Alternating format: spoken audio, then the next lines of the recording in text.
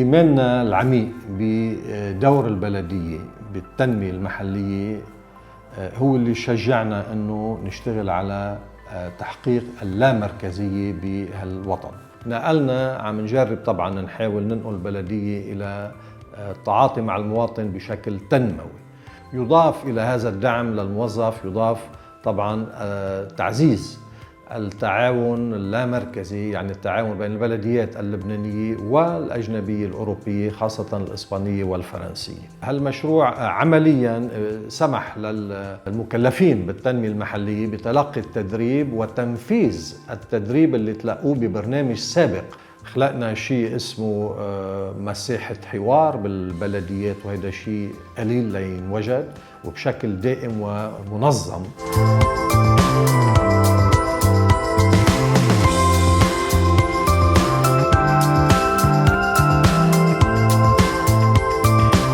طرح هالمشروع على هالشبيب بعنطورة لحتى اللي تشوف شو بنعمل لهم شغله يكونوا هن مستفيدين فيها ومبسوطين ويقدروا يشاركوا، يكون في مشاركه فعاله بين البلديه وبينهم. هن نقوا وهن اشتغلوا وهن طرحوا معطياتهم للارشيتكت وشافوا شو لحتى اللي حقيقه يكونوا موتيفيتد اكثر وانفولد اكثر بهالمشروع كله.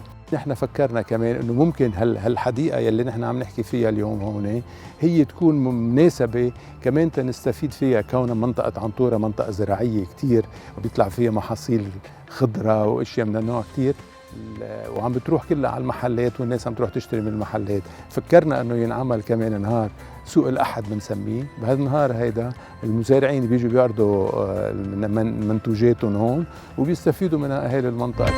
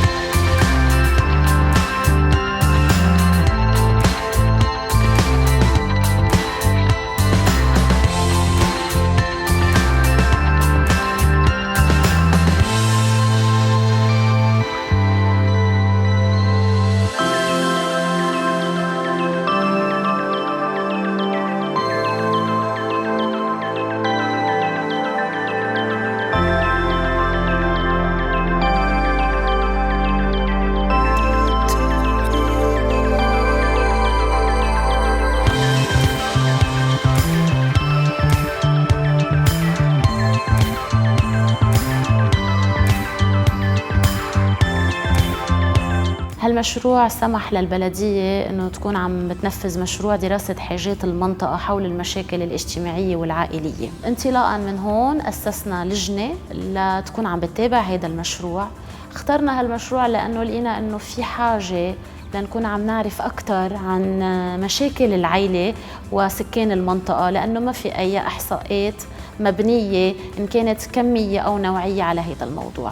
على الصعيد الشخصي ساهم المشروع بتطوير قدراتي حول مفهوم التنمية المحلية، كتابة وصياغة المشروع وأكيد تنفيذه بالمنطقة.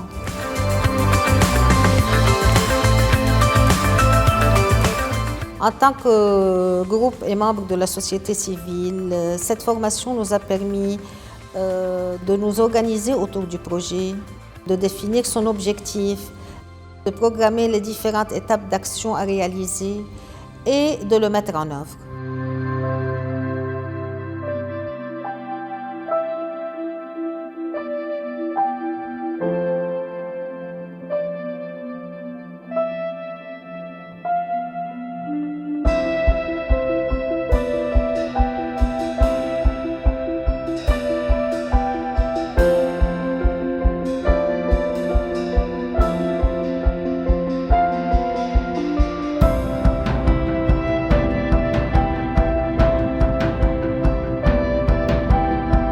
عادة شغلنا مع البلديات، بس ظهرنا من هذا الإطار لننطلق نحو الناس أكثر.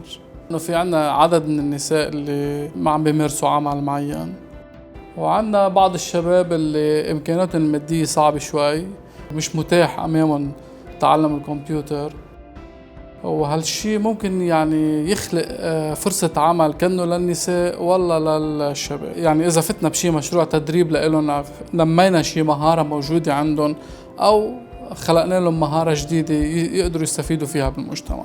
كان عندنا صعوبة ببداية الموضوع أنه لما عرضنا الموضوع على النساء الموجودين كانوا مرددين، بس تحركنا لأول أسبوع بالعمل لقينا نتيجة عكسية، صار يجينا ناس بدهم عشان عندنا محل. هالمشروع أتاح لي الفرصة اني اثبت لرؤساء البلديات وللبلديات انه لا، فينا نشتغل شيء حلو، يعني اشياء صغيرة بس بتبين مع الناس اكثر.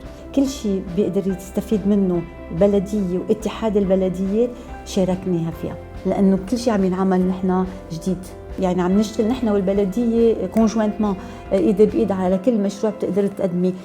لو ما كان موجود ما كنا قدرنا عملنا شيء، وما كنا قدرنا فدنا لهم يعرضوا كل الاشغال اللي عم بيعملوها. هيدي شغله من الشغلات حاكين معهم وكلهم مستعدين. استفدنا بقصص كتير وقويت شخصيتنا، تعرفنا على نسوان، بعدنا بنتواصل مع بعض، صرنا نعمل حلو، نعمل موني مثلا، نعرف كيف بدنا نخزنها للموني، واشتغل اول شيء لاولادي طعميهم اكل صحي. وبعدين اذا صح لي فرص اشتغل بصير امراه عامله، يعني الوحده بصير هو ببيتها فيها تعملهم، منه بتستفيد ومنه بتفيد غيرها بنفس الوقت. ومرة جنوبية تحدد كل المصاعب ورغم ما عم بيصير كل شيء بعدها واقفة على جريها.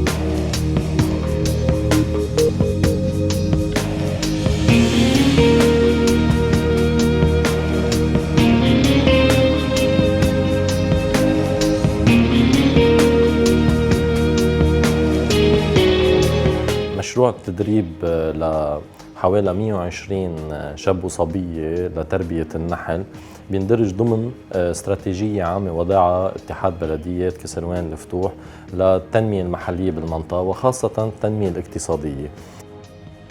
ومن خلال هذا المشروع اللي تم وضعه مع لجنة خبراء بتضم 5 أشخاص عطيوا توصياتهم للاتحاد تنبلش نشتغل بهذا القطاع ولتأسيس جسم تعاوني بالمستقبل يقدر يحسن نوعية العسل بالمنطقة ويقدر يعلي من مداخيل الشباب ويعطي فرص عمل بطريقة بيئية وبطريقة اقتصادية تقدر تحافظ على المنتوج المحلي الموجود بالمنطقة.